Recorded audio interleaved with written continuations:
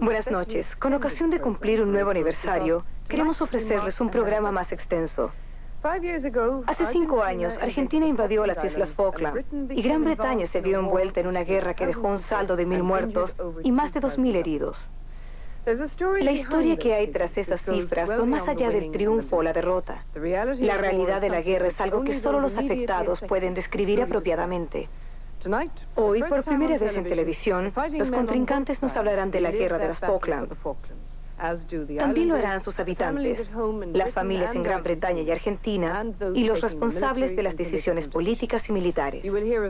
Oirán testimonios nunca antes revelados y verán escenas de la guerra inéditas hasta ahora. Presentamos la guerra de las Falkland, su historia secreta.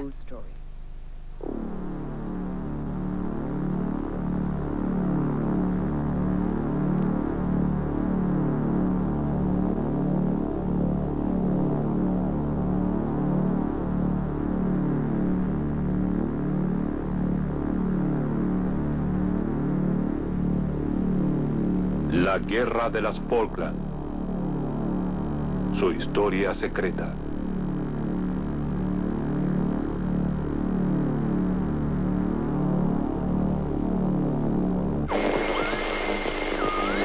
Aquí Stanley, de la estación de radio de las Falkland.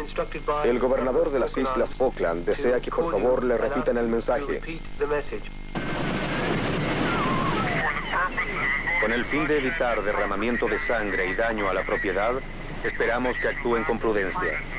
Nuestro objetivo es el bienestar y la seguridad de los habitantes de las Malvinas. Mensaje de las Fuerzas Armadas de la República Argentina. 4 de la madrugada, 2 de abril de 1982. Camarógrafos de la Armada Argentina filman su propia invasión de las Islas Falkland.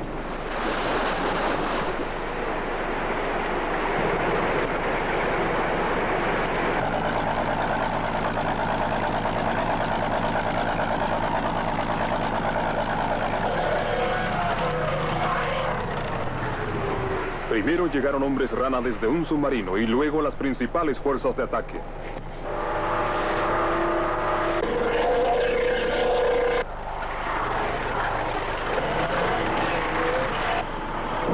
Fue un día histórico para Argentina. Por supuesto, como argentino me sentí muy emocionado y también como profesional, ¿no es cierto?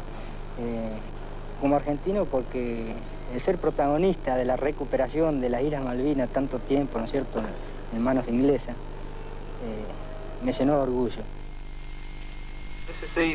Aquí la estación de radio de las Falkland. Recibimos una llamada de Alistair Grieve. Alistair, usted vio algunos vehículos, ¿verdad? Solo pude mirar un poco por la ventana y todo lo que vi fue humo, así es que no sé lo que ocurre. Pero hemos oído grandes explosiones y todo el lugar se estremece. Estamos bastante nerviosos. Se escucha tableteo de ametralladoras y también ruido de armas más pequeñas. ¿Cómo se encuentra, Alistair? ¿De pie, sentado? ¿Qué está haciendo? Estoy acostado en el suelo.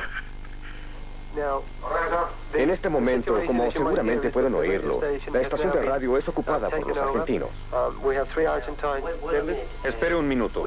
Aquí tenemos 2 cintas grabadas para que las transmita a la población. Un momento.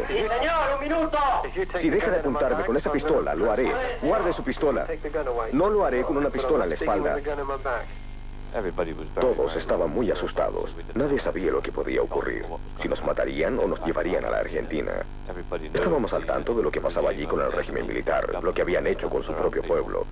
Sabíamos que querían las Falkland y no estábamos seguros de lo que pasaría en el futuro.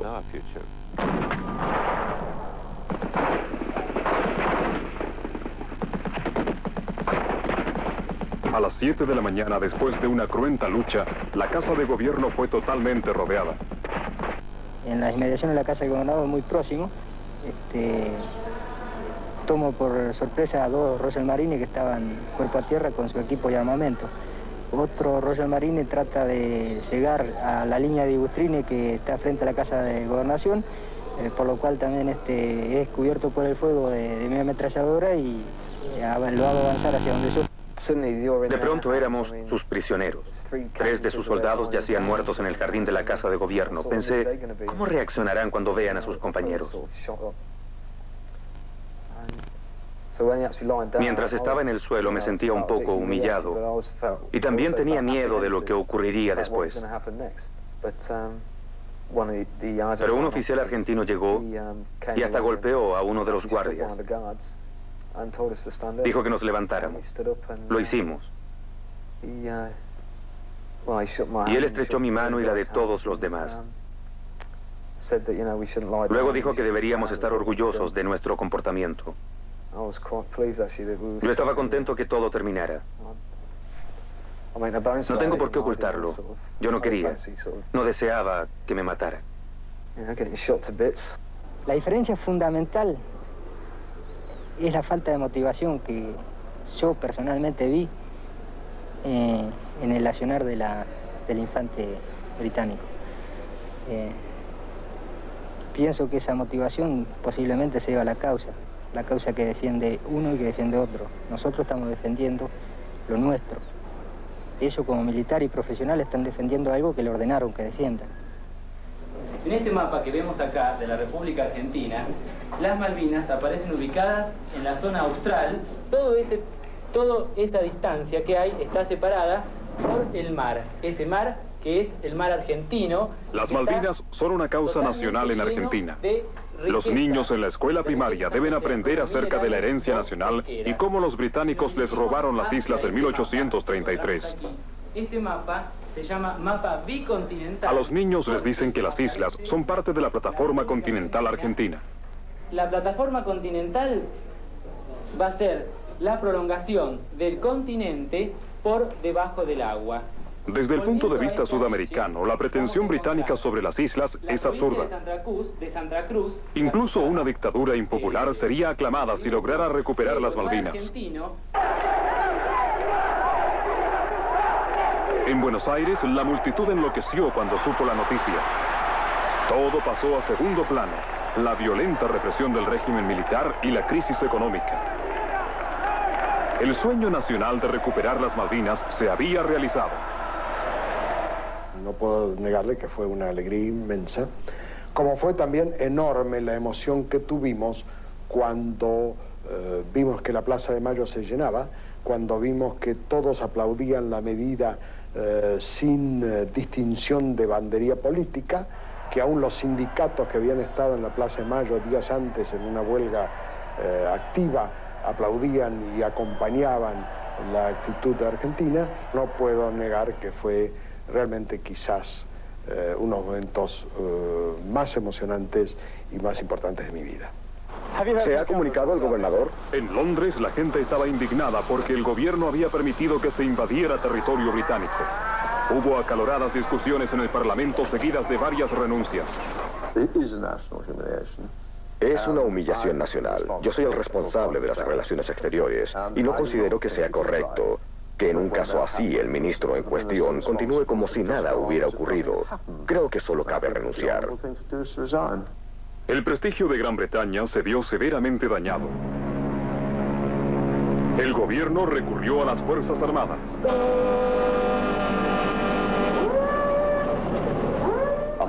Pensamos que todo terminaría antes de que llegáramos. Solo se trataba de unos pocos hombres en una pequeña isla que seguramente se irían a casa en cuanto vieran llegar a la Marina Real. Todo terminaría en poco tiempo.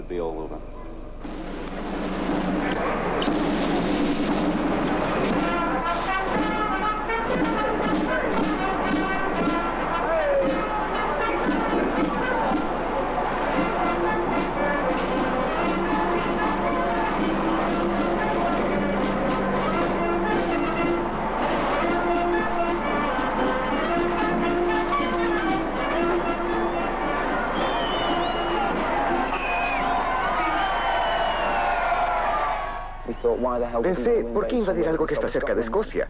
Nadie sabía dónde estaban las islas. Yo no tenía idea.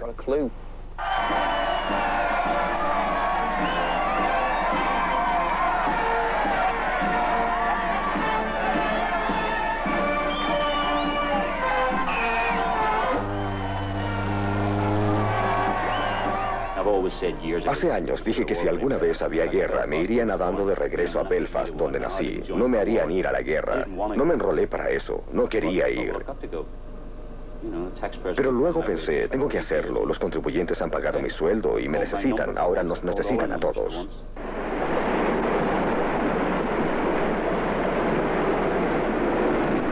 Nuestras fuerzas especiales se dirigían al sur. Muy pocos pensaban que en realidad iban a la guerra.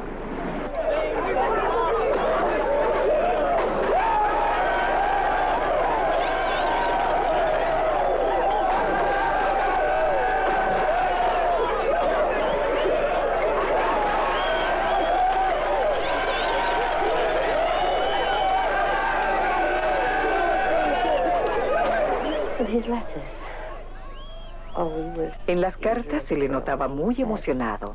Me decía, la vida social es increíble. Jugamos a los dardos, las cartas, hay mucha gente. Organizan toda clase de juegos en cubierta. En una de sus cartas me dijo, cualquier cosa que enfrentemos allá no será tan mala si conservamos la alegre camaradería que reina en el barco.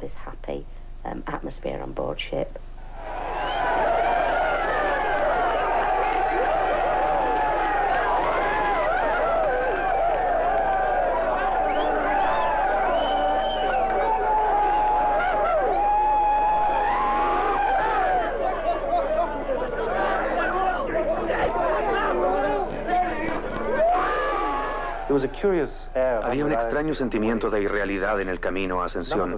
Nadie pensaba que habría una guerra. Todos los días escuchábamos en la BBC acerca de las maniobras diplomáticas que se llevaban a cabo y estábamos convencidos que se llegaría a un acuerdo. Nosotros éramos solo una extensión de esa diplomacia. Tuvimos que aprender español. En verdad, lo único que aprendimos a decir fue manos arriba y ríndase y expresiones semejantes. No creímos que fuera necesario aprender a decir me rindo o algo por el estilo. Muchos adoptaron una actitud muy beligerante. Un piloto de helicóptero me dijo que nunca había lanzado una carga de profundidad en un blanco viviente y que le gustaría mucho hacerlo. Uno de los pilotos de los Harrier manifestó que Gran Bretaña necesitaba una pequeña guerra como esa para levantar la moral.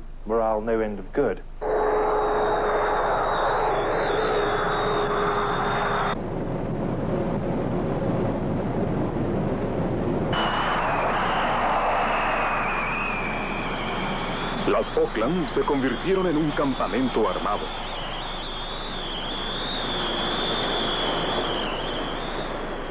Miles de jóvenes conscriptos llegaron de Argentina.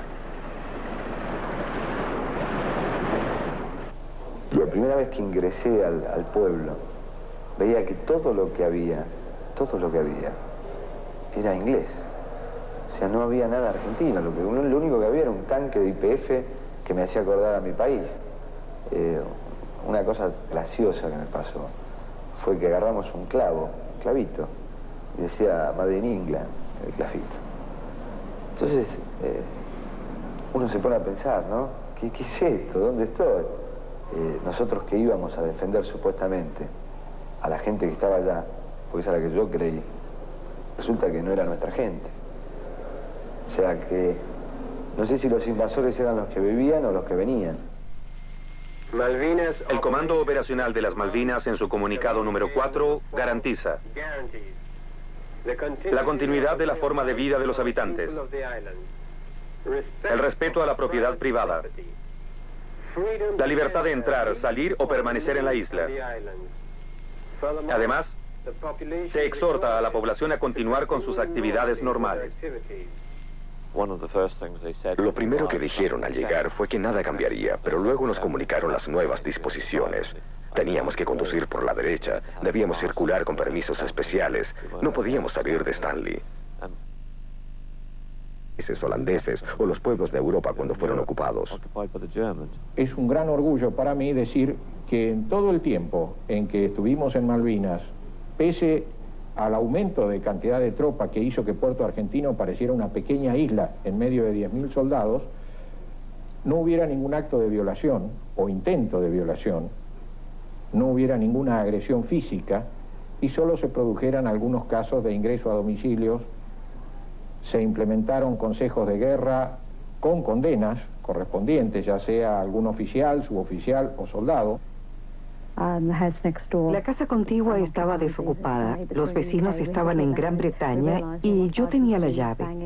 Había muchos argentinos golpeando la puerta. Mi esposo dijo, es mejor que salga y les dé la llave. Cuenta de lo que significa no poder sentarse. Traté de hacerlo y no pude. Estaba tan tensa, tan preocupada. Todo lo que hice fue ir a la cocina a preparar un café. Luego regresé. No sabía que en 20 minutos o media hora se pudiera tomar tanto café. Puse Tierra de Esperanza y Gloria en el tocadiscos y abrí las ventanas. Conociendo el sentido de humor de mi esposo, pensé que si debía morir, tal vez lo haría con una pequeña sonrisa en los labios.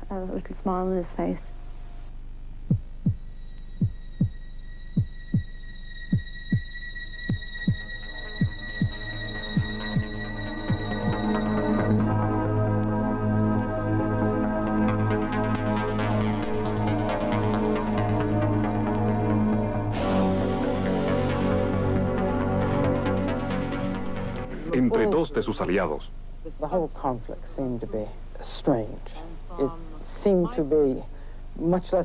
El conflicto era muy extraño. Parecía mucho menos importante de lo que ambos lados pretendían, porque las islas Falkland objetivamente no son tan vitales, por así decirlo, para nadie. Sin embargo, de pronto se convirtieron en el foco de un enorme, un intenso conflicto.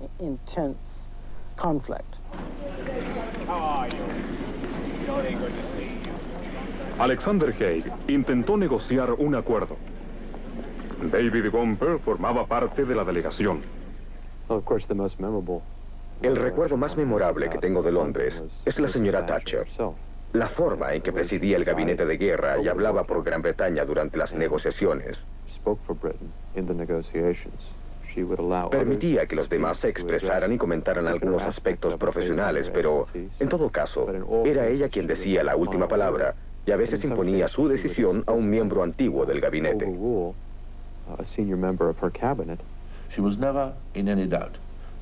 Nunca tuvo ninguna duda.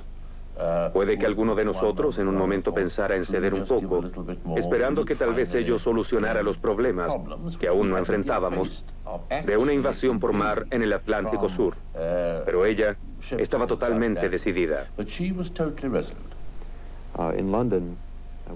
En Londres no encontramos una actitud positiva respecto a la negociación. El punto de vista imperante era: tropas extranjeras ocuparon territorio que está bajo la responsabilidad del gobierno de Su Majestad. La cuestión no es solo la negociación de las condiciones después de la salida de las tropas, sino primero expulsarlas de allí. Ese fue todo el apoyo que recibimos en Londres.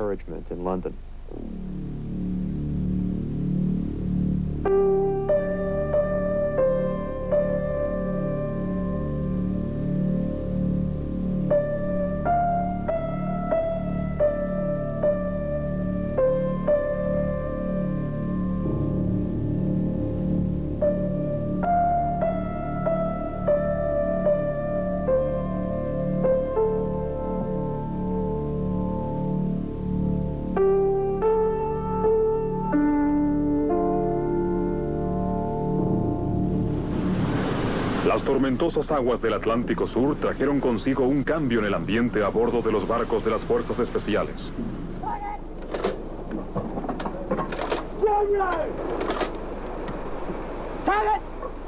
Al acercarse a las islas, se intensificó la preparación militar.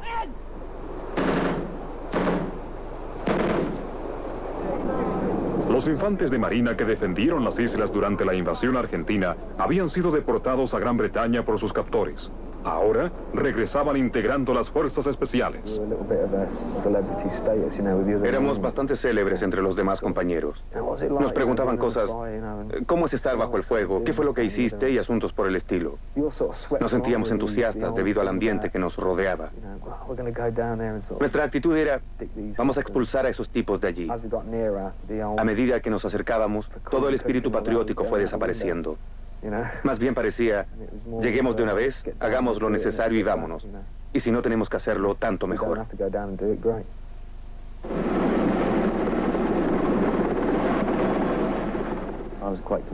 Estaba convencido de que lucharíamos. Tengo demasiada imaginación para ser valiente. El comandante John Kingsley era más o menos de la misma idea.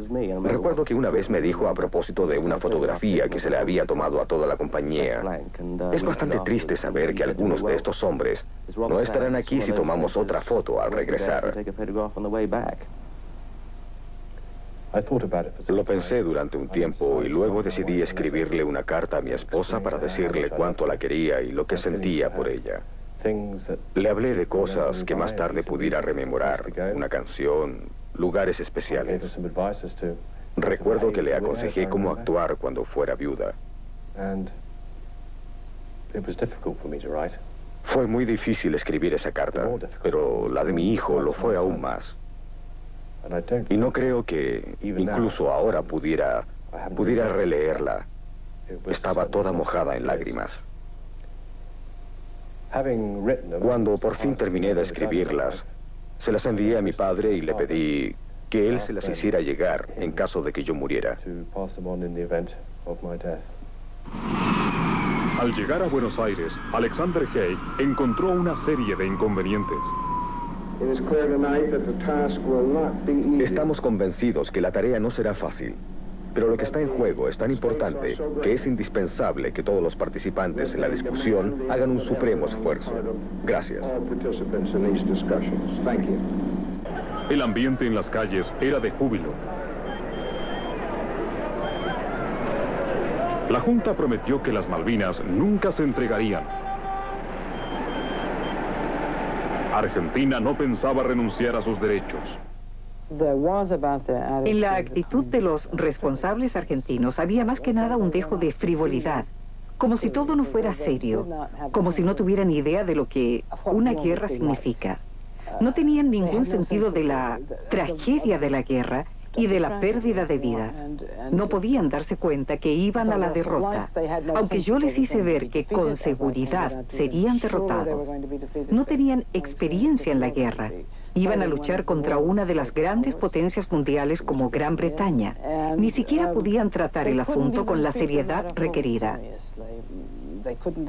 No podían ponerse de acuerdo y muy pronto fue evidente que en realidad habían decidido seguir adelante, aunque solamente fuera por su manifiesta incapacidad de unirse en torno a la idea de no ir a la guerra.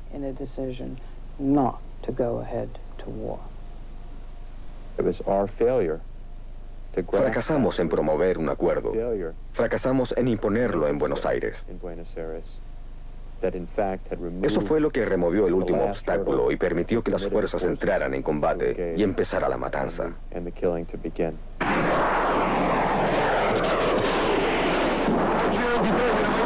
repite el ataque contra Puerto Argentino. Diario nuestro, Diario nuestro. Pasó.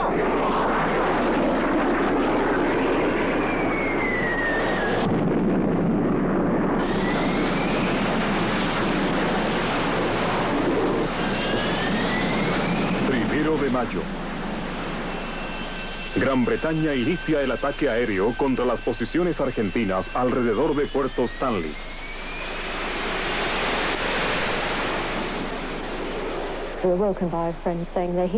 Un amigo nos despertó diciendo, llegaron, los británicos llegaron. Estaba tan contenta que me puse a saltar de alegría frente a la ventana, hasta que solo a unos metros de distancia vi que los argentinos me estaban apuntando con una ametralladora y hacían señas que me apartara o empezarían a disparar.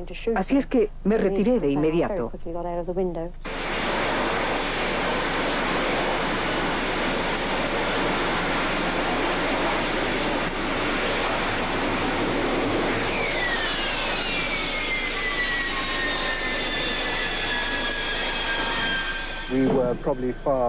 Estábamos demasiado seguros de nosotros mismos. Creo que el sentimiento general era que después de desamarrear un poco a los argentinos, estos darían media vuelta diciendo, está bien, ya basta, no queremos seguir con esto.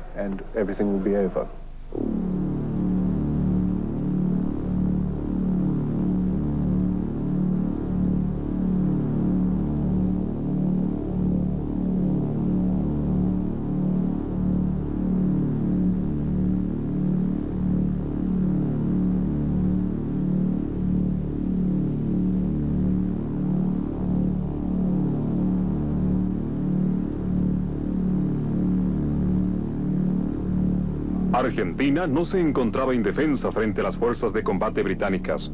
Tenía una poderosa flota que salió tras los buques ingleses con el propósito de hundirlos. Tenía nuevos barcos de guerra equipados con modernos misiles. El más importante de ellos era el crucero estadounidense Phoenix de la Segunda Guerra Mundial, rebautizado como General Belgrano en honor a uno de los grandes héroes argentinos. Tripular el Belgrano era un orgullo, era el que todo profesional quiere, ya sea por su trayectoria, por lo que fue y era dentro de la fuerza.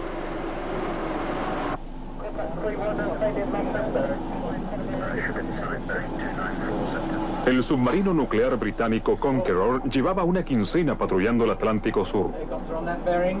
Siguió al Belgrano durante 2 días. El 2 de mayo, a las 4 p.m., por órdenes directas de Londres, disparó 3 torpedos al Belgrano.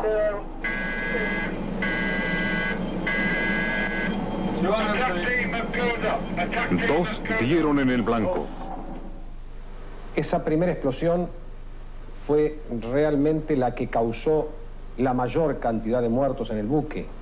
Hay que estimar del orden de 275 muertos por la propia explosión, onda expansiva, onda calórica, inundación progresiva de todos los compartimientos. A los 4 segundos del primer impacto sobreviene el segundo impacto, sobre la proa, a 15 metros de la proa, que hace que esos 15 metros prácticamente desaparezcan en el agua. Tomo la decisión de ordenar ese abandono. Una voz que para un comandante naval evidentemente debe ser la más importante y la más trágica de toda su historial marinero. Uno se siente imposibilitado de no poder salvar más gente, sabiendo que hay más gente abajo, de que no poder rescatarlas. No por cosa de unos, pero se siente imposibilitado. Ya lo que era recorrer la cubierta principal y ver lo que había sobre la cubierta principal, o sea, quemados, para tratar de llevarlo a las balsas. Se siente de que se pierden muchos compañeros que quedan abajo esperando, de que sabiendo que nosotros estábamos arriba, los rescatemos. Se siente tristeza por no poder cumplir con ello. Pero usted sabía que ahí abajo estaban sus colegas, exacto, sus amigos, en otro puesto de guardia. Y realmente no podía hacer nada, ¿no? Nada.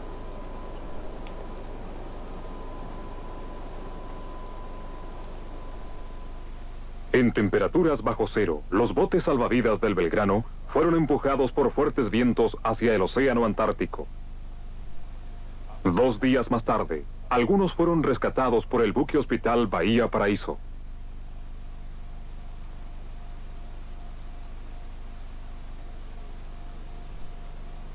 Muchos de los tripulantes del Belgrano murieron literalmente de frío.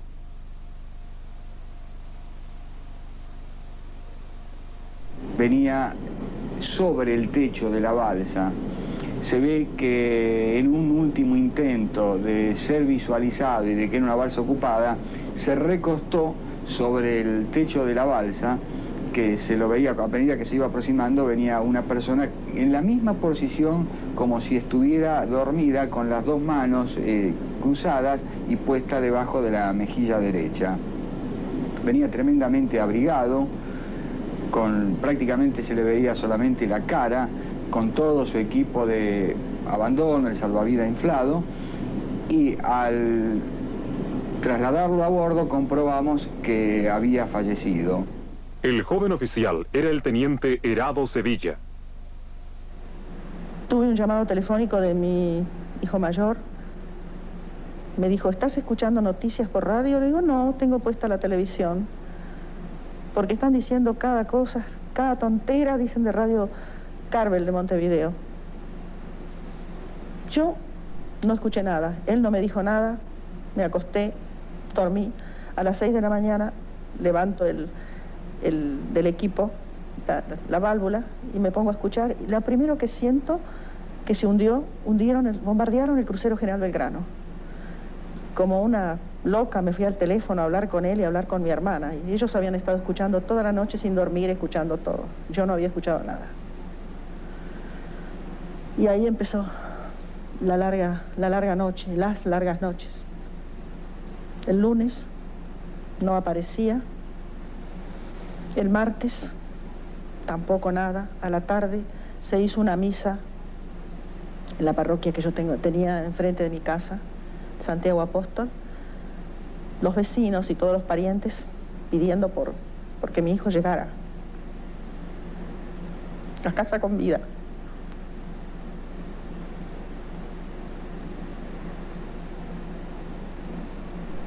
No fue así. Desgraciadamente no fue así.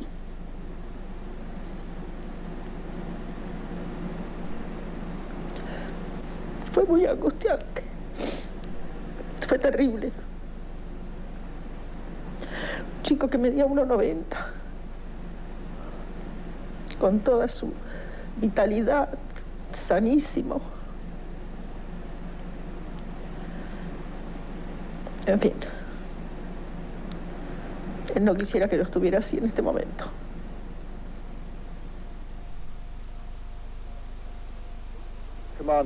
Les habla el comandante. Hoy hemos tenido bastante éxito. El Belgrano, un crucero argentino, ha sido torpedeado al sur de las Islas Falkland por uno de nuestros submarinos. La euforia provocada por el hundimiento de una nave enemiga duró poco. Pilotos de la Marina Argentina estaban decididos a contraatacar.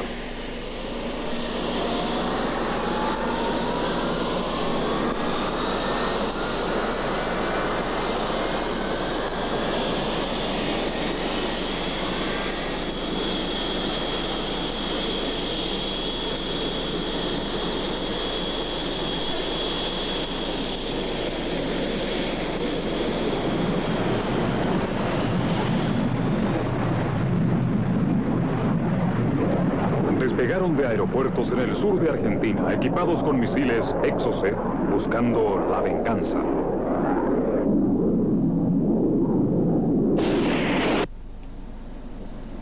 El Sheffield estaba tratando de localizar aviones enemigos en posición de adelanto respecto al resto de la flota británica. Blind, AWOL, one probable target, 01010. Go fast, direct the radar. El mar estaba muy tranquilo. Estábamos vigilando y al principio creí que era un torpedo, porque el agua relucía y se estremecía un poco. Dije a los demás que parecía un torpedo. El piloto miró con sus gemelos al mismo lugar y dijo, no, es un Exocet.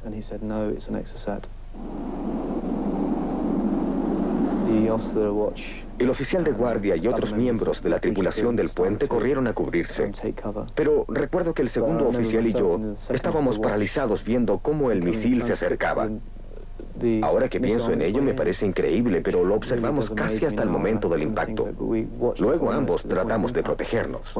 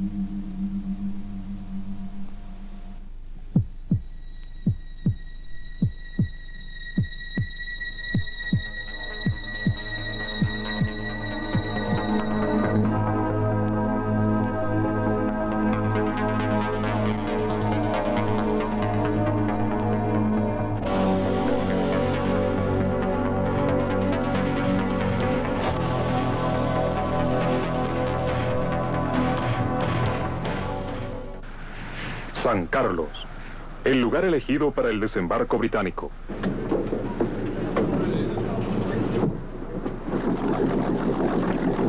Durante semanas, el escuadrón de desembarco había vigilado secretamente el lugar. Se sorprendieron de no encontrarlo fuertemente defendido. En fin, cantidad de lugares. Todo no se podía cubrir. El objetivo principal era Puerto Argentino y ahí había que concentrar los medios por las dificultades que teníamos de logística y de movilidad. Los argentinos son entrenados por los americanos o están influidos por ellos y creen que nosotros también lo estamos.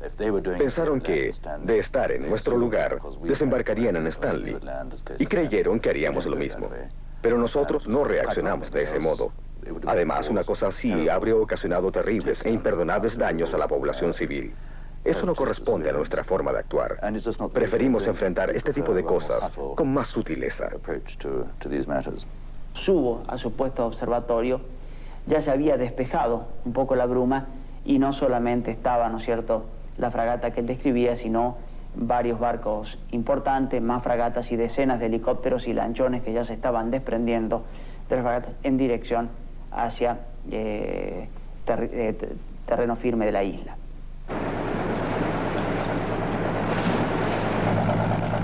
Realmente era impactante, primero porque, a rigor de verdad, yo nunca había visto una flota desplegada de esa magnitud y mucho menos haciendo un desembarco y mucho menos que el desembarco sea de 5.000 hombres en contra de mis 40.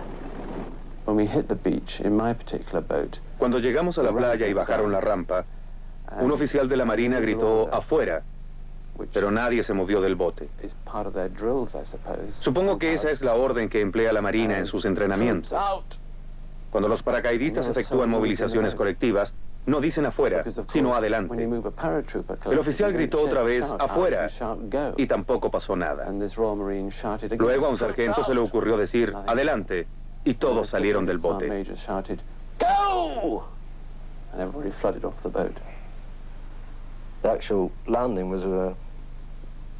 Nuestro desembarco fue un poco ridículo porque todos creíamos que íbamos a combatir, pero no tuvimos ninguna oposición. Así es que de pronto tuvimos 500 o 600 paracaidistas que salían gritando de los botes de desembarco. Ellos nunca habían hecho una cosa así antes. En los entrenamientos siempre se lanzan en paracaídas. Por eso todo fue bastante caótico. Las compañías tuvieron que reagruparse para poder avanzar. Si el desembarco hubiera encontrado resistencia, creo que al comienzo nos habríamos visto en serios problemas. El brigadier Julian Thompson temía que los barcos sufrieran un ataque aéreo mientras las tropas desembarcaban en San Carlos. Trató de alertar a Londres sobre el peligro, pero no tuvo éxito. Tenía conciencia de que yo era responsable de las vidas de muchísimos hombres. Envié un mensaje diciendo que, por supuesto, llevaríamos a cabo el desembarco porque era una orden, pero deseaba dejar constancia de que en caso de sufrir un ataque aéreo y el enemigo lograba su objetivo, nuestras bajas serían muy numerosas. Un político nunca debe decir a sus consejeros militares que siente temor por el número de bajas. Si lo hace, los comandantes pueden actuar con cautela cuando probablemente esto no sea lo más indicado.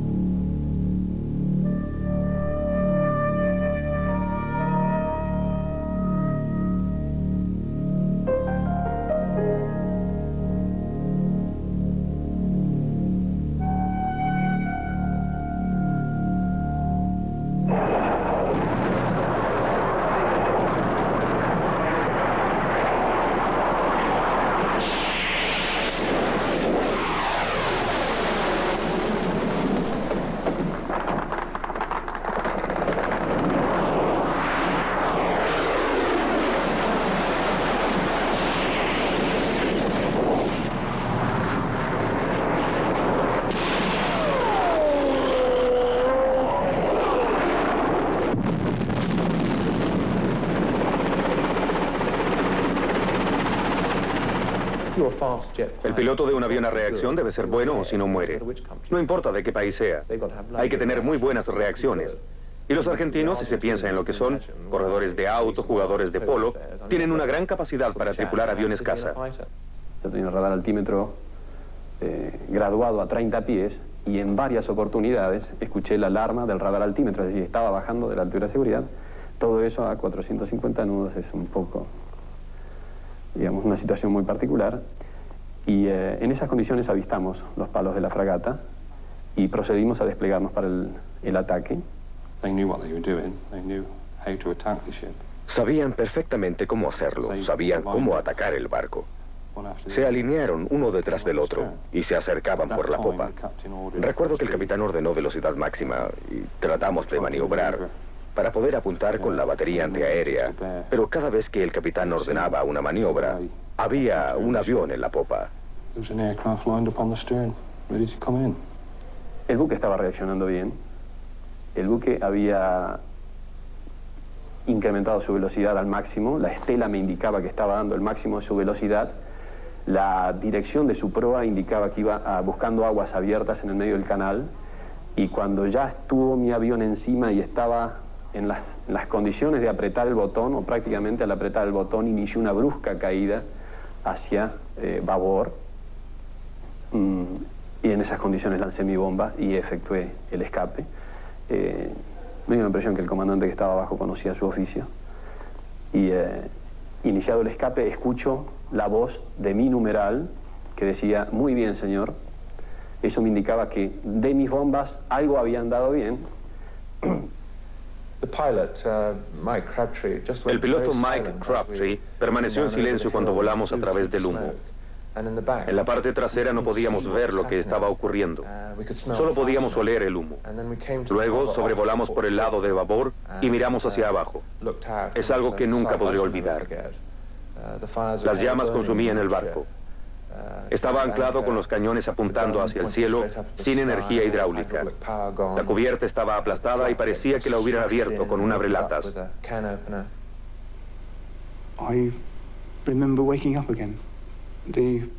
Recuerdo que desperté y todo el comedor estaba oscuro. No se veía nada.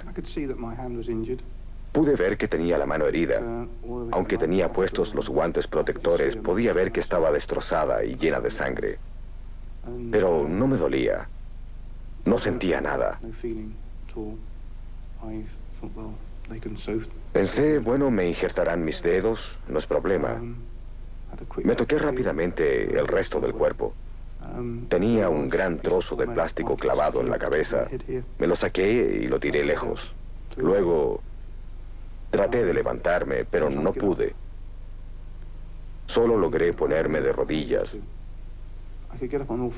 Me fue imposible arrastrarme hacia afuera. Estaba atrapado. Fue terrible. Terrible.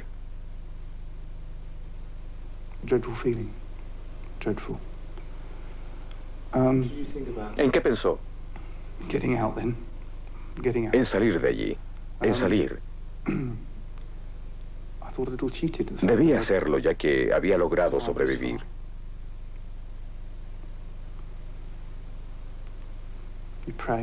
Me puse a rezar.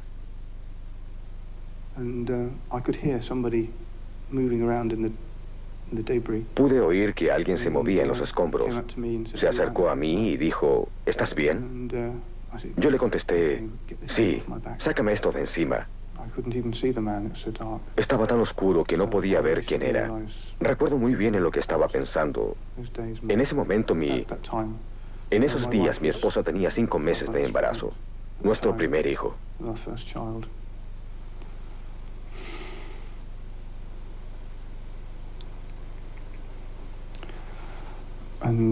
Quería irme a casa.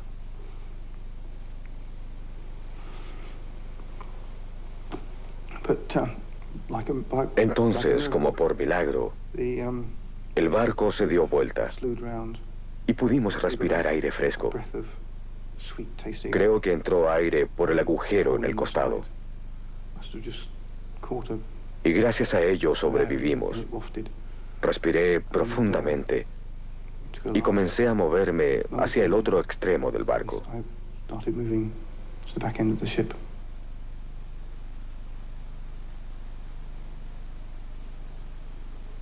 I sent them all off. Los hice desembarcar y luego me quedé solo en el puente.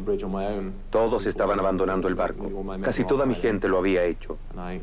El Yarmouth acercó su popa a nuestra proa porque nos estábamos hundiendo. Finalmente di unos pasos y yo también lo abandoné. Fue muy triste verlo hundirse mientras nos alejábamos. Muchos de mis hombres lloraron.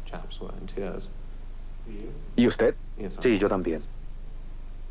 Cuando yo tiro mis bombas, no estoy deseando que mueran todos los tripulantes de la Ardent, sino estoy deseando neutralizar a ese buque y que no trabaje más.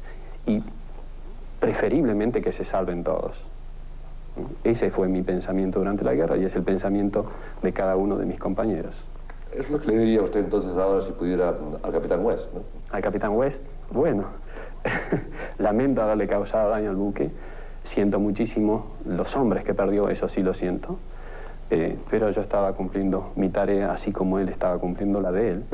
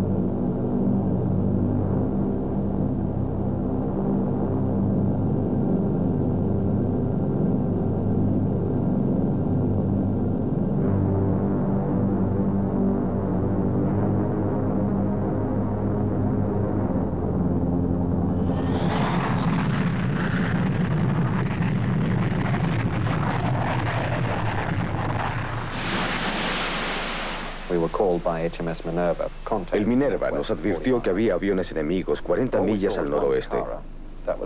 Solo vi un Pucará pilotado por el mayor Tomba. Con mi primer disparo alcancé su ala izquierda y se incendió el motor derecho. Fue un buen tiro. Pensé que caería a tierra y me alejé, pero no fue así. En ese momento miro el ala de mi avión y veo un agujero de bastante tamaño, parecido a una rosa con los pétalos abiertos. Miro hacia arriba y veo 2 Harrier más. El avión seguía volando, es decir, estaba perfectamente comandable, había vibrado todo el avión, pero si los comandos reaccionaban, los motores funcionaban bien. La segunda vez me acerqué más lento. Bajé los alerones permitiendo que así bajara también la nariz del avión para poder apuntar más fácilmente. Me fijé con gran atención en la altura que llevaba, al mismo tiempo que no lo perdía de vista. Le disparé una vez más. Se incendió el motor a babor y se desprendieron partes del fuselaje trasero. Y siento otra ráfaga, es decir, el avión sigue vibrando, se prende fuego un motor y ya los comandos respondían muy débilmente.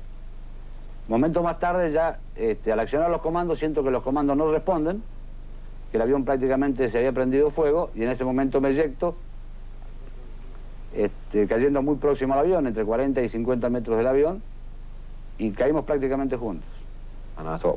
Recuerdo que pensé, ¿qué tipo? Debería haberse lanzado en paracaídas luego del primer disparo, pero permaneció en el avión hasta que ya no podía volar. Se lanzó justo antes de estrellarse y caminó de regreso a Goose Green, donde más tarde lo capturaron. Siento un gran respeto por él. Fue un acto de gran valentía.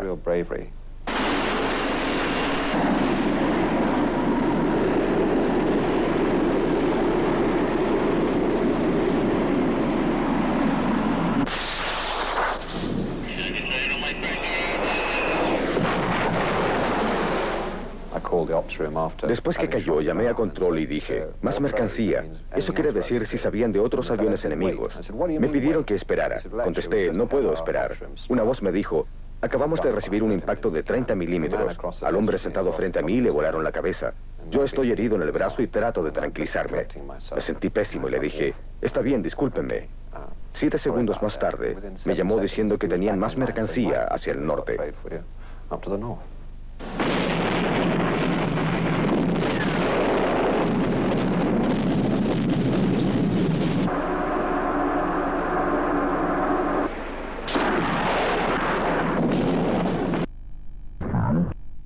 Sufrieron graves bajas. Solo unos pocos lograron sobrevivir a los impactos. Personalmente pensaba que me iban a tirar al agua, claro, porque esa era uno estando prisionero, digamos, la psicosis que uno tiene es totalmente cambiante.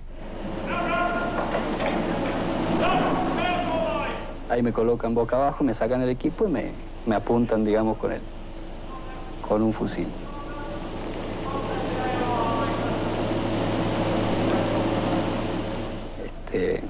Pero ahí tenía una alegría tremenda porque estaba salvado.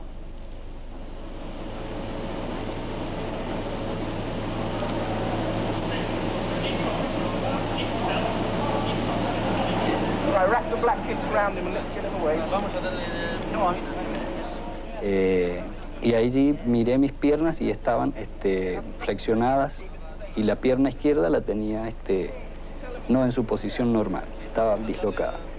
Tenía mucho dolor en las piernas, o sea, me colocaron morfina, me pusieron una M en la frente y me quitaron todo el equipo de vuelo.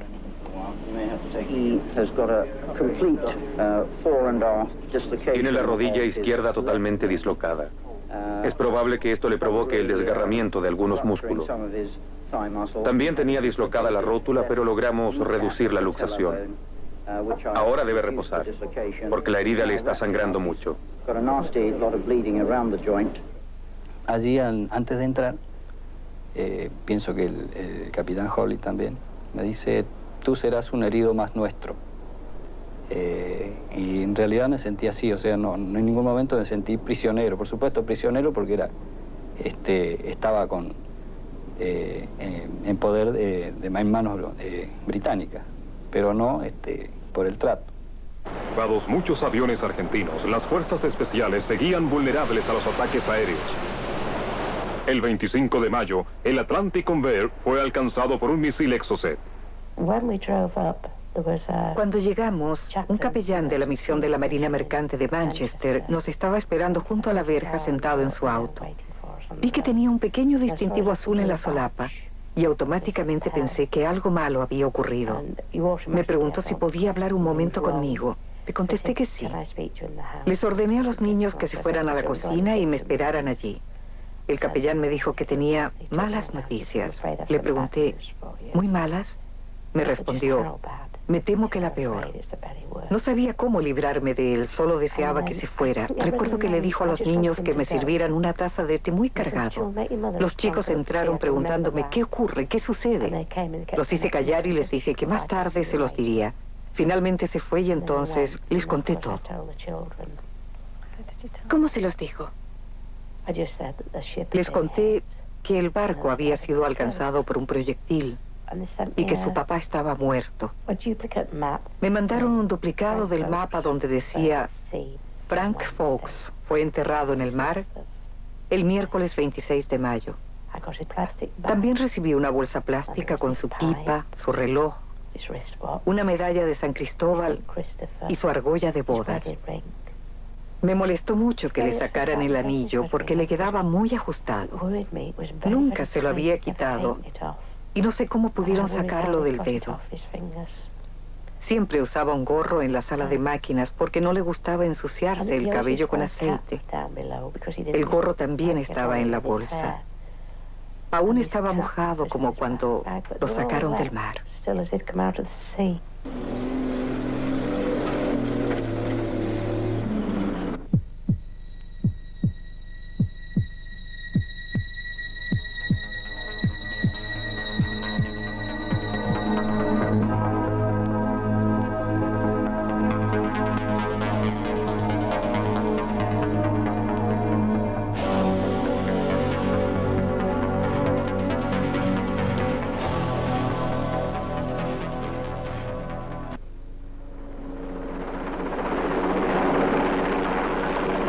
tropas británicas que estaban en San Carlos se vieron detenidas debido a la pérdida de equipos vitales que venían a bordo del Atlantic Convair. Pero Londres le exigía a Julian Thompson que siguiera adelante. En ese momento me pareció que Inglaterra necesitaba una victoria por razones políticas. Querían mostrar que estábamos haciendo algo, que estábamos ganando. Creo que muchos de nosotros estábamos preocupados de que, después de obtener una punta de lanza en San Carlos, no pudiéramos salir de allí. Temíamos que si nos demorábamos, más tarde no podríamos quebrar el cerco. Muchos recordarán la época del desembarco en Normandía. En términos generales, las Falklands no son muy grandes, pero el hecho de que pudiéramos quedar atascados en un lugar tan pequeño nos acarrearía muchos problemas, en todo sentido, incluso diplomático. Si no salíamos rápido de allí, las propuestas de cese del fuego serían más exigentes y vendrían acompañadas de condiciones que no eran convenientes desde nuestro punto de vista. Salir de San Carlos era muy importante.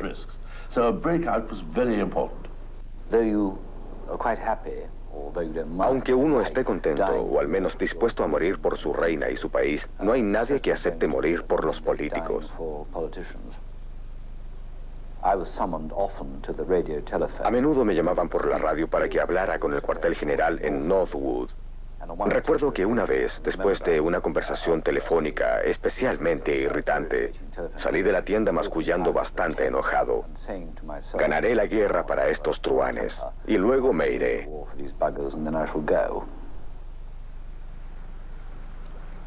Por orden directa de Londres, el 2º Batallón de Paracaidistas atacó a los argentinos en Goose Green.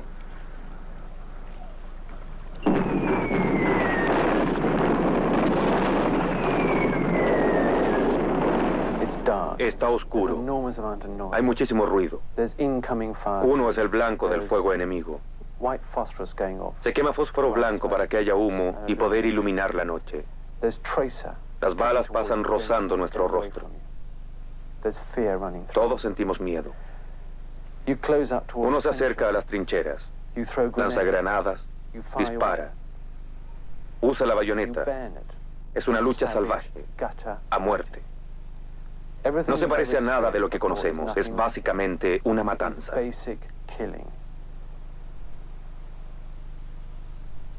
El teniente coronel H. Jones estaba al mando del 2º Batallón de Paracaidistas. Jones era un guerrero, no era un soldado en tiempo de paz. Era resuelto, agresivo, determinado, un líder carismático. Todos sabían que él estaba al mando.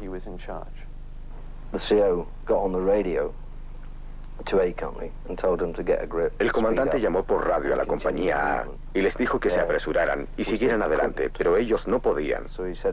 Se dio vuelta y dijo, no lo voy a permitir. Decidió ir donde estaba la compañía A. Decir que era un hombre muy obstinado no sería ninguna exageración. Cuando decidía que algo debía hacerse, pues había que hacerlo. Uno no tiene tiempo de pensar. Si el comandante dice que hay que hacerlo, no queda más remedio. Tal vez durante o después uno piense que es una estupidez, pero igual lo hace. El comandante dijo, nos reuniremos con la compañía A. Así es que eso hicimos. Cuando llegamos, nuestra posición era un poco mejor, pero el comandante no se detuvo. Siguió corriendo. De repente, alguien detrás de mí gritó, cuidado, hay una trinchera a la izquierda. Le dije que tuviera cuidado porque veía lo que podía ocurrir, pero él me ignoró o no me oyó. Más bien creo que me ignoró y se lanzó cerro arriba para neutralizar otra trinchera. Cuando le faltaban un par de metros para llegar, le dispararon de las trincheras a su espalda.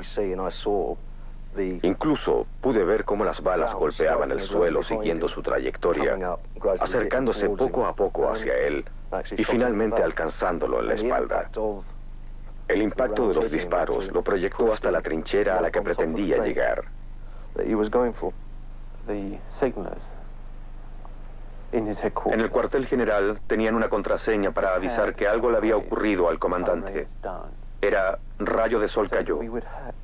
Así nosotros sabríamos que algo había sucedido y yo tendría que tomar su lugar.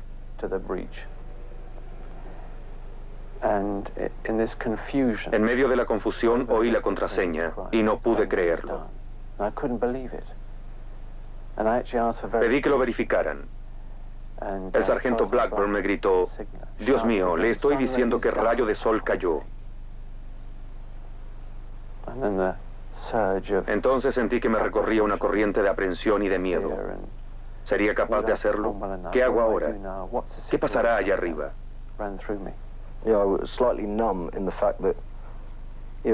Quedé un poco atontado, porque nadie espera que el comandante muera. El solo hecho de que el comandante pretendiera tomar una posición enemiga de frente parecía más bien algo sacado de una revista de historietas.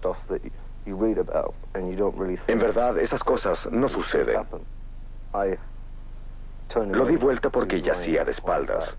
Le saqué el protector e incluso encontré las heridas. Todavía estaba vivo, aunque podía ver cómo lentamente perdía el conocimiento. Permanecí allí tratando de mantenerlo caliente con su propio saco y unos cortavientos. Desgraciadamente, poco después murió.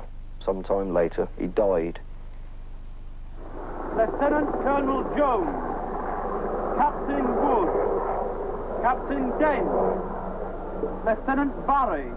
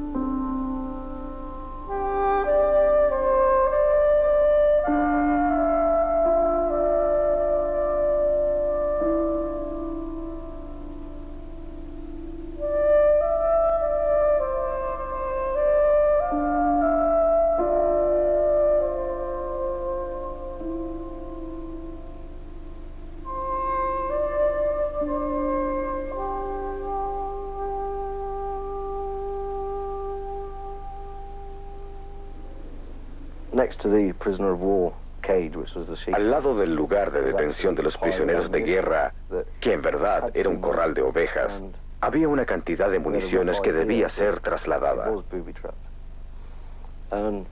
Teníamos la ligera sospecha de que tal vez era una trampa. Les preguntamos a los oficiales argentinos si querían mover los proyectiles para su propia seguridad. Designaron a algunos oficiales y soldados para que ayudaran a trasladar las municiones de artillería y morteros. Lo estaban haciendo cuando de repente se produjo una explosión. El soldado que estaba justo al lado de la trampa se encontró en medio de un vacío, rodeado de llamas y explosivos. No podíamos ayudarlo a salir. Lo único que en realidad podíamos hacer por él era matarlo, no permitir que siguiera sufriendo. Fue todo lo que humanamente pudimos hacer. Más tarde, lo único que pensaba era: tengo suerte. Había un silencio terrible, todo estaba oscuro, hacía frío. Me dio la sensación que enloquecía y sentí que las lágrimas corrían por mi rostro. Pensé en todos los hombres que habían muerto ese día y en los que morirían al día siguiente. Sentí un nudo en la garganta y me quedé acostado casi 2 horas pensando en todo lo que había ocurrido ese día.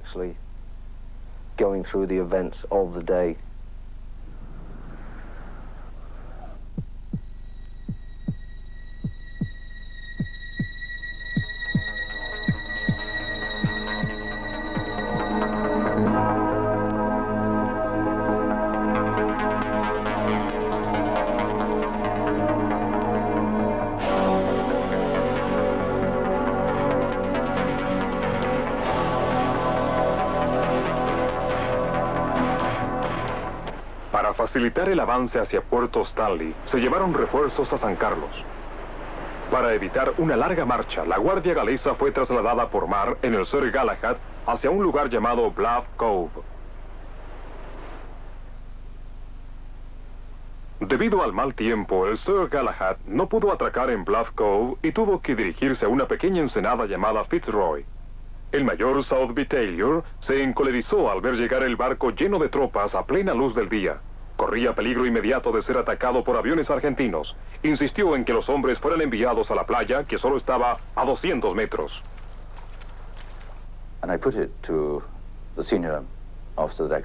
Le dije al oficial más antiguo que encontré a bordo del Galahad, que en mi opinión profesional como oficial de desembarco y como alguien que había participado en expediciones anfibias durante toda su carrera, los soldados deberían desembarcar y esperar en la playa. Me refutó en forma inflexible que su destino era Bluff Cove y no Fitzroy. Igualmente inflexible le contesté que yo no lo llevaría a Bluff Cove con luz de día. Desgraciadamente, unas pocas horas después, al hundirse una de las naves, se confirmó mi apreciación. Le insistí que la playa estaba solo a 200 metros y que no llevaría más de 20 minutos poner a los hombres en un lugar seguro. Se negó a desembarcar a la tropa en botes con municiones que traíamos del Sir Tristram, pero por esa misma razón los botes venían al costado del barco y habría sido fácil usarlos. Le expliqué que estábamos en guerra y que no podía aplicarse restricciones de tiempo de paz. Le repetí que los hombres corrían grave peligro. Finalmente, sin poder controlar la ira, le dije que su conducta era en extremo insensata y que no me responsabilizaba de lo que ocurriera con la tropa. Lamentablemente, 3 o 4 horas después, los hechos demostraron que yo tenía toda la razón.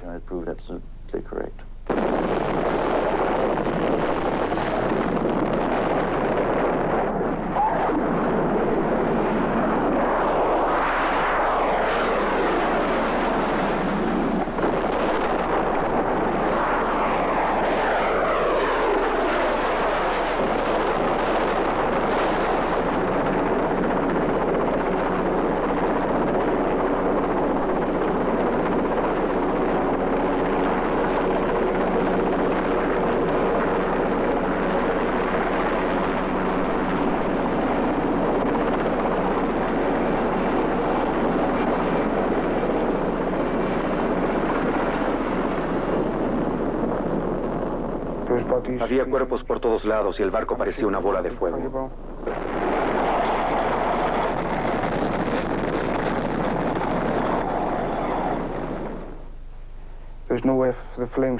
Las llamas no podían salir por ninguna parte. Rebotaban y volvían. Ahí fue donde me quemé la espalda y las piernas, cuando todo mi cuerpo ardía. Luego corrí hacia afuera. Me caí y por eso me quemé las manos.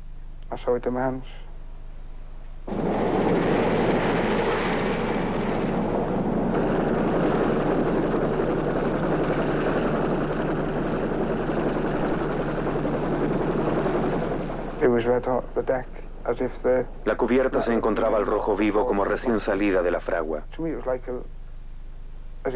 Creí que estaba viendo doble, porque la piel se me había desprendido de las manos. Se había soltado por completo y me llegaba hasta aquí arriba. Parecía un guante sobre mi mano, moviéndose para todos lados.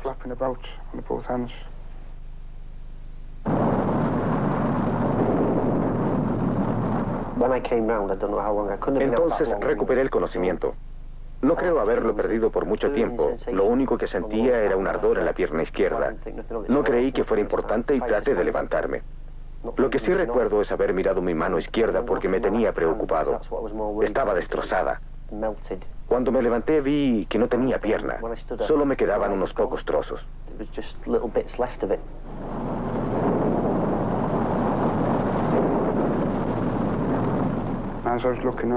Cuando miré a mi alrededor, vi que habían muchos heridos. Tal vez muchos de ellos eran mis compañeros, pero no pude reconocerlos, porque tenían toda la cara negra y el pelo quemado. Tenían la cabeza ennegrecida y llena de costras, con grandes llagas. El olor era algo espantoso.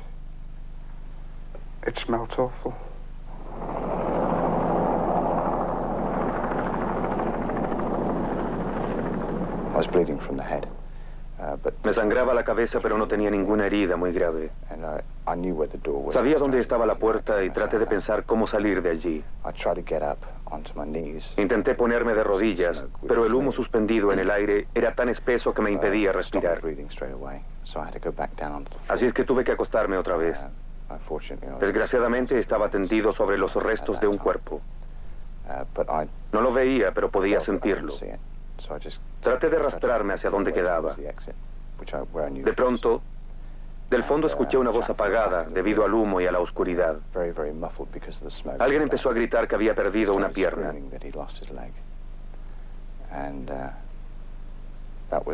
Esa fue la decisión más importante de mi vida. No sabía si quedarme o ayudarle, o si salir lo más rápido posible de allí. Nadie nunca se habría enterado porque éramos los únicos vivos en ese lugar. Decidí que deseaba ser un héroe. Por eso regresé y estuvimos un tiempo llamándonos a través de la oscuridad, mientras yo aún seguía intentando convencerme de que lo mejor para mí era dar media vuelta y buscar la salida. Finalmente encontré a Kevin Woodford, por casualidad. Debo haber tropezado con el muñón de su pierna, porque de repente salió un puño en la oscuridad y me dio un golpe. Kevin estaba totalmente histérico.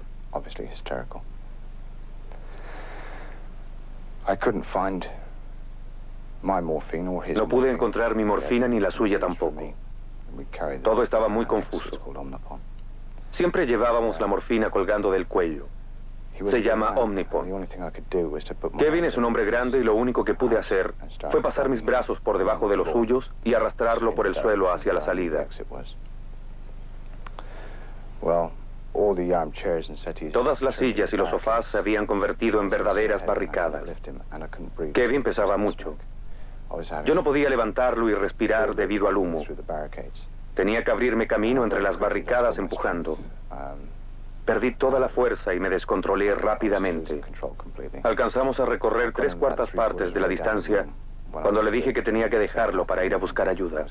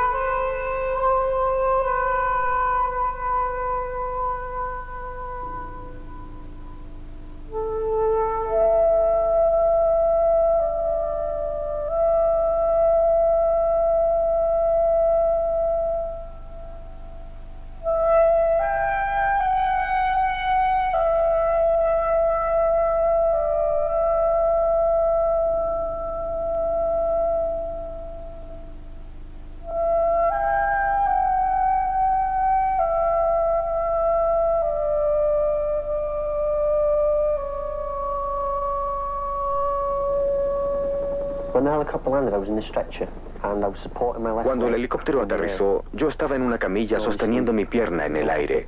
Tenía muchos trozos colgando. Me imagino que era un espectáculo horrible. En cuanto me bajaron, se aproximó de inmediato un equipo de filmación. Yo no recuerdo si los traté mal o solo les pedí que se fueran de allí. Supongo que solo querían filmarme para mostrar el estado en que tenía la pierna. Los heridos fueron llevados al barco hospital Uganda. Chris White sufría una conmoción nerviosa. Convencido de que había abandonado a un hombre bajo cubierta, intentó quitarse la vida. Me di cuenta que aún tenía mi Omnipod, la ampolla de morfina, colgando del cuello junto con las chapas de identificación. Así es que yo mismo me la inyecté en el pecho, tratando de hacerlo directo al corazón. Me abrí la camisa y la empujé con fuerza. Pero la aguja no era suficientemente larga. Estuve un momento sin conocimiento.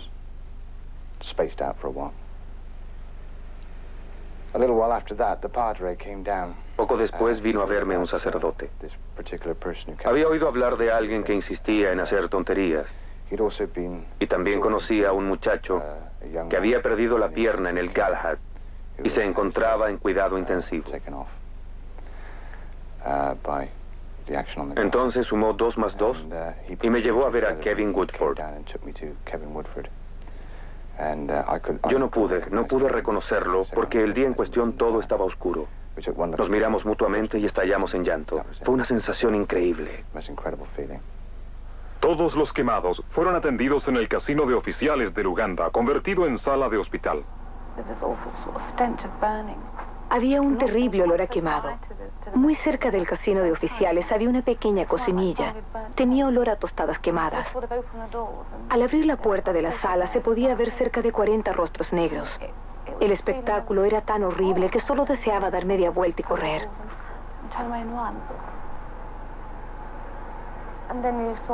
Luego pensaba, Dios mío, tengo que ocultar el horror que se refleja en mi cara. Entonces entraba, intentando sonreír y llevar a cabo mi trabajo.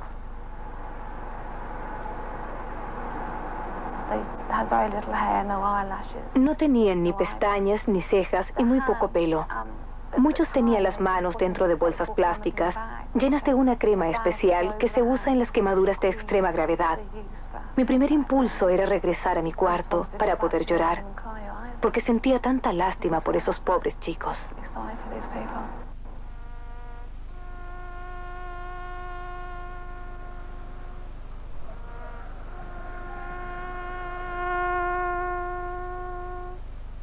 I could have got those men off in 20 minutes. En 20 minutos, todos habrían desembarcado.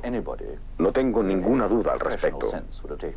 Cualquiera con sentido profesional habría seguido el consejo del experto sin considerar el rango. Desgraciadamente, yo no era un teniente coronel, el único hombre, por lo que he podido averiguar, que habría sido escuchado. Creo que en toda mi carrera nunca he sentido tanta ira, aunque yo no estuviera directamente involucrado. En todo caso, es la única vez que casi me avergüenzo de verme envuelto en algo que haya salido mal. Y aunque en parte me culpo por no haber insistido más vigorosamente para que la tropa desembarcara, creo que en realidad no soy responsable de la muerte de esos hombres. Incluso hasta ahora me afecta después de 6 años, 5 años.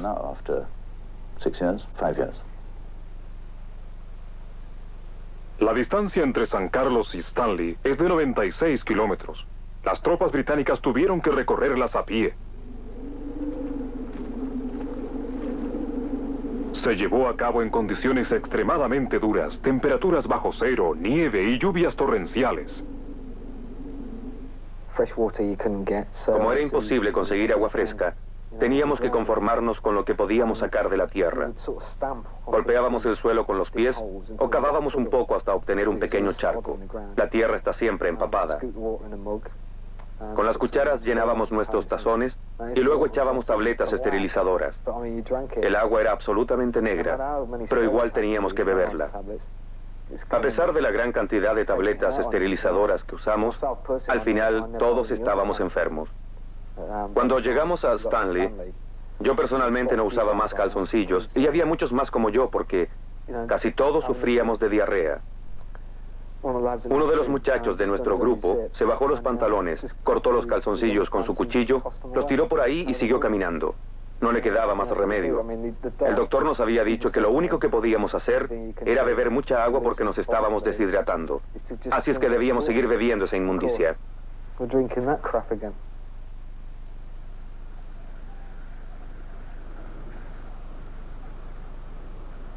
Mientras las tropas británicas avanzaban, los conscriptos argentinos solo podían esperar. Atrincherados en las montañas alrededor de Stanley, se preparaban para el ataque final. Nuestras conversaciones en los últimos días era decir, bueno, ¿cuántos podemos morir? 5, 10, 20. Entonces la desesperación de no poder hacer nada, de esperar la muerte, de sentir uno que va a morir. Entonces uno se empieza a replantear todo lo que hizo en la vida. Y como nosotros teníamos 19 años, ¿qué podíamos haber hecho? La espera también fue ansiosa para los británicos.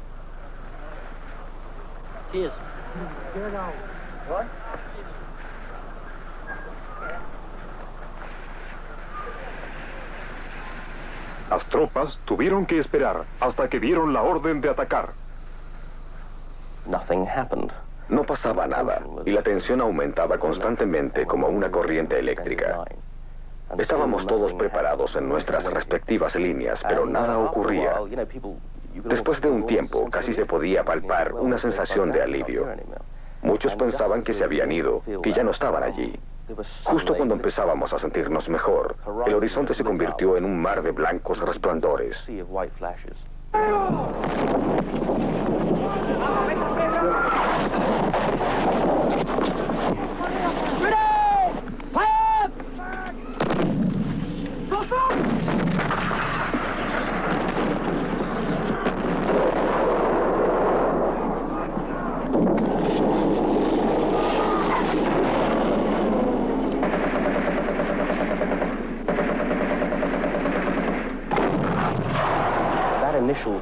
El fuego inicial fue increíble.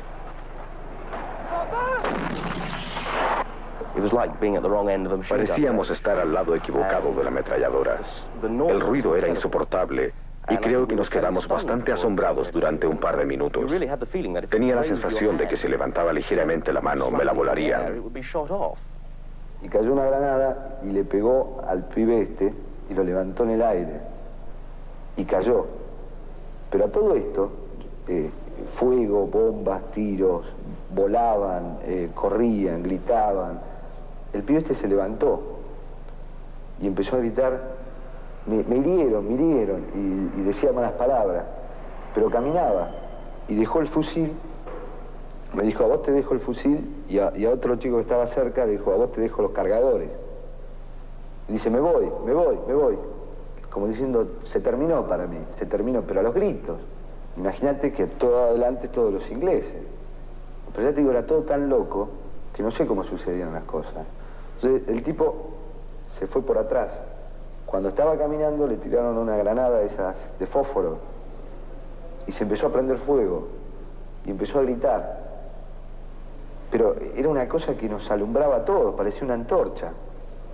Y nosotros le hacíamos así, que se vaya porque nos alumbraba, nada más, porque nos molestaba, porque en ese momento no nos interesaba si el tipo se estaba muriendo o no. Siempre se puede saber si alguien cerca de uno ha sido alcanzado, porque se oye el ruido de la bala. Pero también se escucha una cosa horrible, algo así como ¡swack! Cuando el proyectil golpea contra la carne y los huesos. Es bastante desagradable. Me parece que es un ruido muy especial, muy cruel. Uno sabe, uno instintivamente sabe lo que pasó, aunque sea la primera vez que escucha ese ruido. En cierta ocasión, uno de mis soldados que podía ver de noche disparó, y pudimos oír cómo la bala daba en el blanco. Hubo un momento de silencio y luego escuchamos un grito espantoso. El pobre argentino llamaba a gritos a su madre. En ese momento se produjo un completo silencio en ambos lados. Todos podíamos oírlo. Estoy seguro que nosotros estábamos tan horrorizados como los argentinos. Era algo terrible que no terminaba nunca. Terminé de cargar y me levanté. Y cuando me levanté, tenía un tipo adelante. Ya me habían llegado. Y disparó. Y me disparó a la cabeza. Entonces, yo me acuerdo cuando me disparó a la cabeza, caí. En una forma, no sé, pero parecía cámara lenta. Y quedé tirado ahí. Y yo creo que creyeron que estaba muerto. O sea, lo que pasó es que el disparo no me pegó justo acá, sino se fue por la corredera y me pegó acá atrás. Me di cuenta que tenía todo. Entonces dije, uy, estoy vivo. Entonces giré, no sé ni cómo, pero agarré para atrás. En vez de seguir adelante, salí gateando para atrás. Y me quería parar y no podía, hasta que llegué a la punta de la montaña y podía ver todo el valle. Todo el valle era un infierno. Yo creo que era lo más horrible que puedo haber visto en mi vida, porque era todo bomba, fuego, ametralladora, gritos, corrían, era toda una cosa, y yo veía todo medio confuso, me daba vuelta todo, y me quise parar, y cuando me paré, me caí.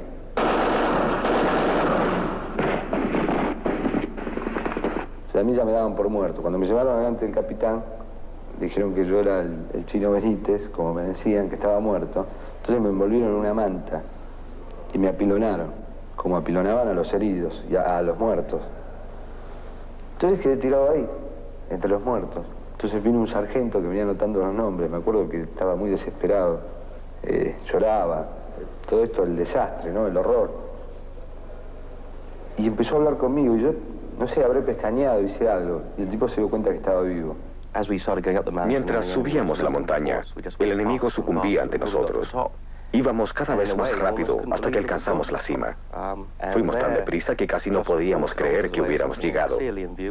Incluso podíamos ver Stanley solo a unos 6 kilómetros de distancia. Se veían las luces. Por un par de segundos nos quedamos allí con una sensación de euforia. Pensábamos, lo conseguimos. Fue un error fatal porque en ese momento, a unos 200 metros, varios soldados argentinos abrieron fuego sobre nosotros. En ese estallido inicial, en verdad, fue casi una emboscada. Cayeron 3 de los nuestros. Vi al hombre que estaba a mi lado dar una vuelta en redondo. Lo habían herido en la mano y la fuerza del impacto lo hizo prácticamente girar igual que un trompo. Oí un ruido a mis espaldas y alguien cayó justo detrás de mí. Todo parecía ocurrir en cámara lenta.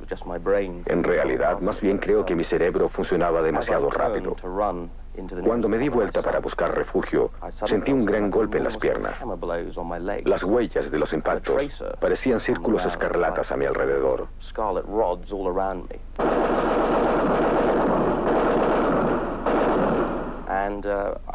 Vi que mi pierna derecha, en verdad eran ambas, pero en especial la derecha, no me respondía.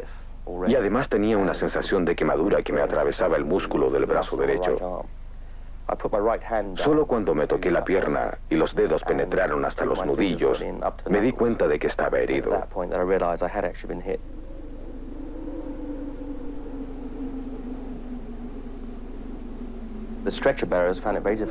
Los camilleros no podían llegar hasta nosotros. Finalmente lo consiguieron y empezaron a bajarnos. Lo único que recuerdo es que más tarde yacía cerca de la camilla y había un profundo silencio. No escuché ningún disparo. Tal vez me desmayé por un momento, no lo sé. Miré alrededor y vi a los camilleros despedazados. Al menos uno de ellos lo estaba. Era algo horrible. No podía creerlo. Really was wretched. I just couldn't believe it.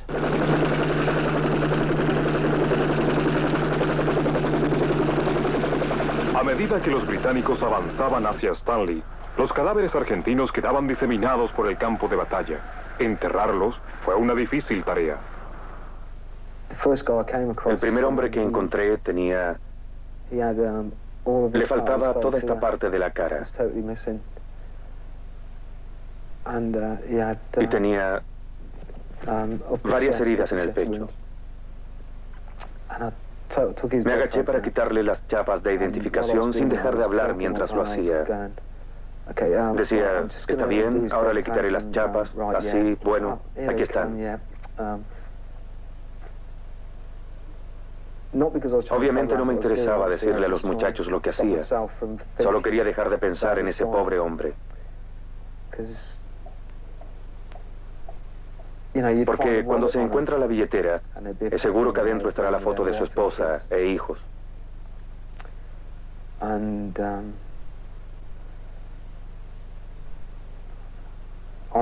Y mientras lo hacía, al mismo tiempo pensaba, Dios mío, este podría ser yo. Todos los cuerpos se veían retorcidos.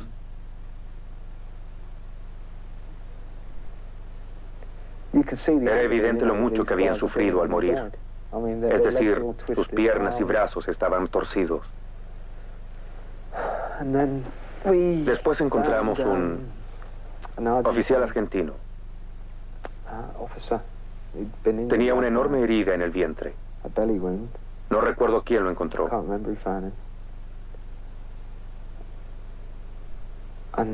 Alguien me llamó diciendo, ven acá, Lou, este aún está vivo. Fui a verlo y él comenzó a hablarme en inglés.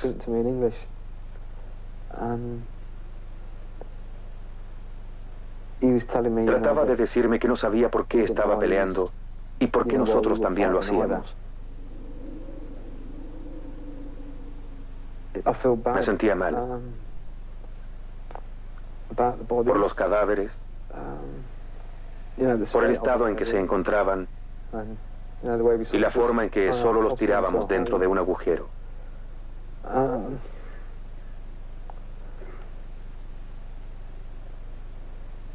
Quiero decir, eran solamente unos muchachos, nada más.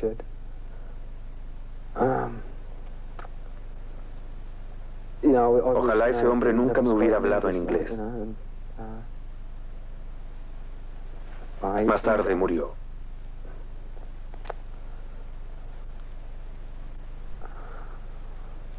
¿Puede esperar un minuto?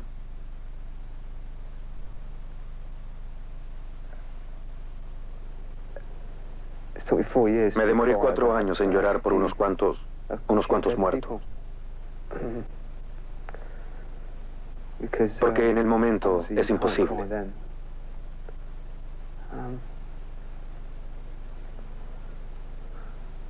Teníamos una misión y había que cumplirla.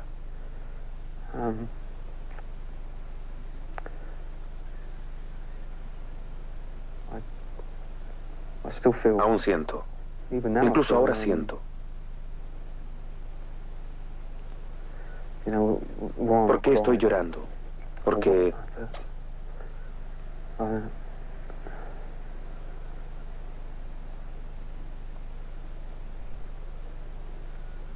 en realidad no puedo pensar en ellos como el enemigo.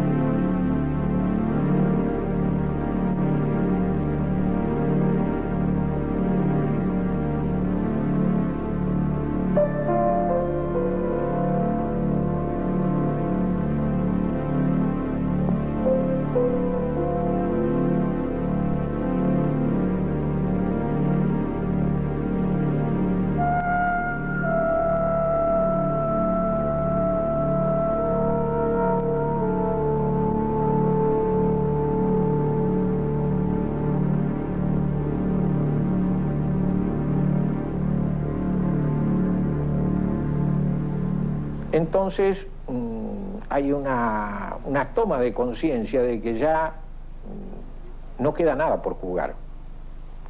Nuestra artillería estaba reducida apenas a 10 o 12 piezas útiles. No contábamos con apoyo aéreo directo para reemplazarla. Los ingleses mantenían sus barcos como para reforzar sus propios fuegos. Había unidades nuestras que habían combatido, estaban muy cansadas, habían perdido equipo. Solo iba a tener por consecuencia la pérdida de más vidas, que era inútil. Esa fue la conclusión a que llegué yo, y después de algunas conversaciones que mantuve con mis comandos superiores, resolví aceptar el cese del fuego ofrecido por los ingleses, y más tarde se produjeron las conversaciones correspondientes. Yo sentía una congoja muy grande. Para mí era que habíamos perdido, me sentía derrotado. Creo que lo que más me choqueó fue el ver una noche cuando nos juntaron a todos en distintos galpones, cuando nos llevaban para el aeropuerto, ver la bandera inglesa flameando en un buque. Creo que fue un golpe muy grande. Yo me acuerdo que me puse a llorar de bronca, ¿no? Porque era decir, pasé tanto hambre, pasé tanto frío, pasé tanta soledad, pasé tantas cosas, mataron compañeros y está flameando la bandera inglesa. No, era una derrota bastante grande.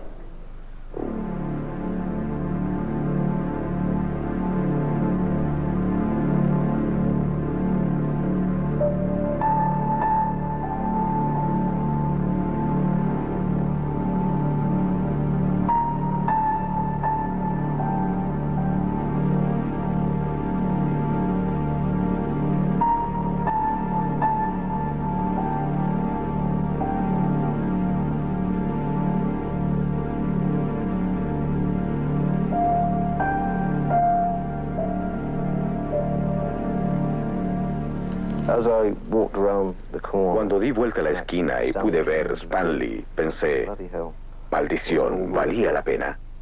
Era hediondo, sucio, y en ningún caso correspondía a la idea que yo me había hecho. Toda la ciudad era un caos.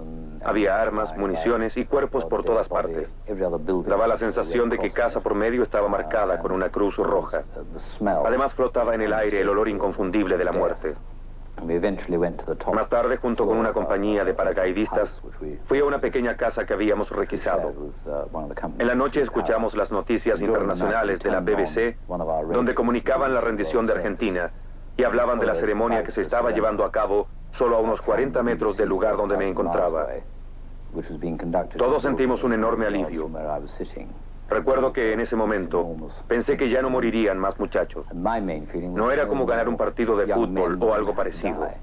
Era solamente una sensación de alivio porque todo había terminado y pronto podríamos irnos a casa.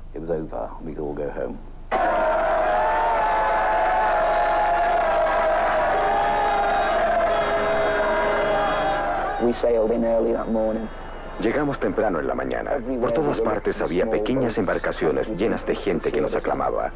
En verdad, fue una sensación maravillosa porque pensé que no había sido en vano.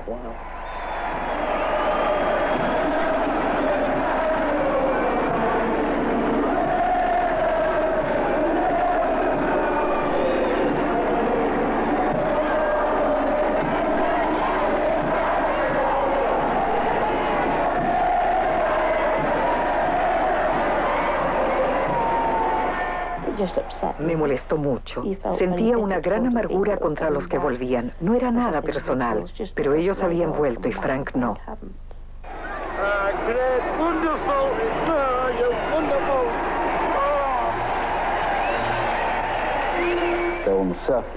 Aunque aparentemente todos estaban eufóricos, en algunos aspectos, el regreso a casa fue una experiencia bastante difícil para muchos de nosotros. No queríamos abandonar el medio en que habíamos pasado tanto tiempo con nuestros camaradas y amigos.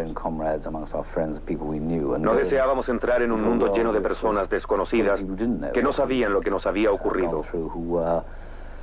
Gente que tal vez interpretaba mal todo lo acontecido, que se deleitaba con la victoria por razones equivocadas. En realidad, me sentí un poco reacio a bajar del barco y mezclarme en todo eso.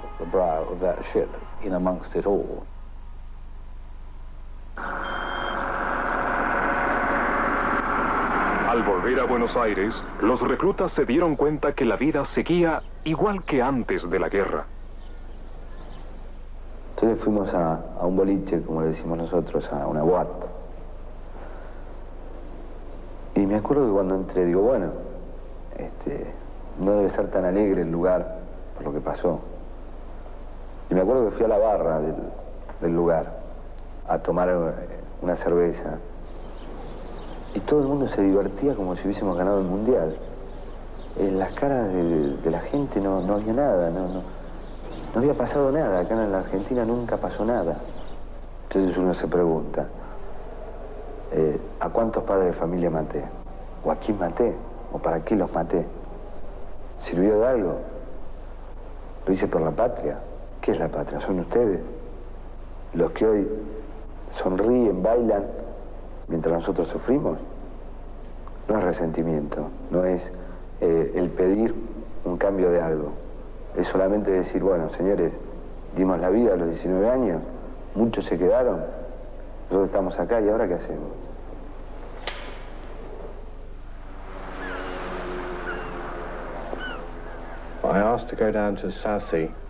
Antes de irme a casa, decidí dar una vuelta por la costa.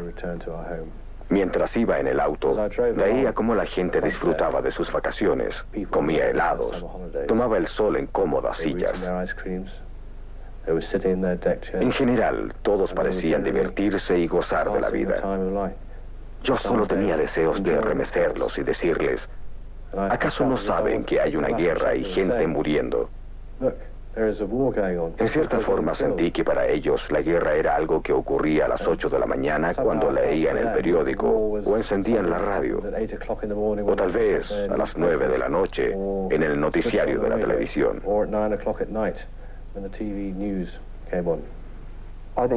Los primeros días yo no pude salir.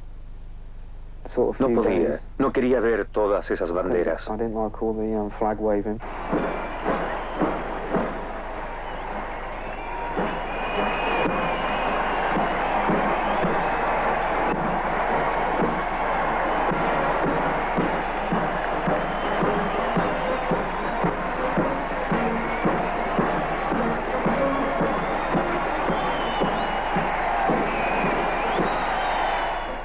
Extraños que se acercaban a preguntar tonterías como ¿mataste a alguien? O nos golpeaban en la espalda y nos invitaban a beber cerveza. Al comienzo seguía un poco el juego diciendo sí, estuve luchando allá, pero en realidad nunca les conté cómo había sido. Solo se repite lo que el público inglés ya sabe.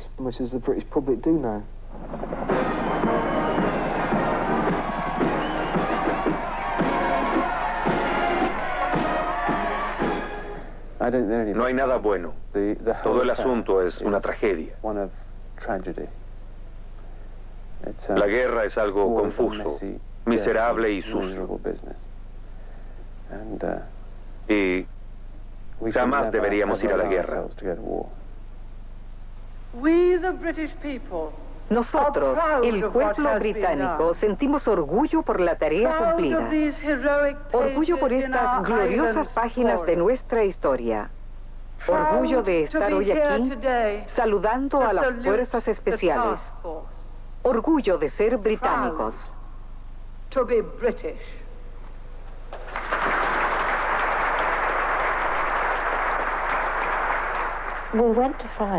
Fuimos a la guerra porque habían invadido territorio británico. En realidad, es una cuestión de orgullo. Creo que Gran Bretaña debe sentir ese orgullo como nación. Si no, ¿qué seríamos ahora? Tenían que ir. El precio que pagó mi familia... Nadie nunca sabrá el precio que pagamos. Tal vez valió la pena por Gran Bretaña. Perhaps it was worth it for Britain's sake.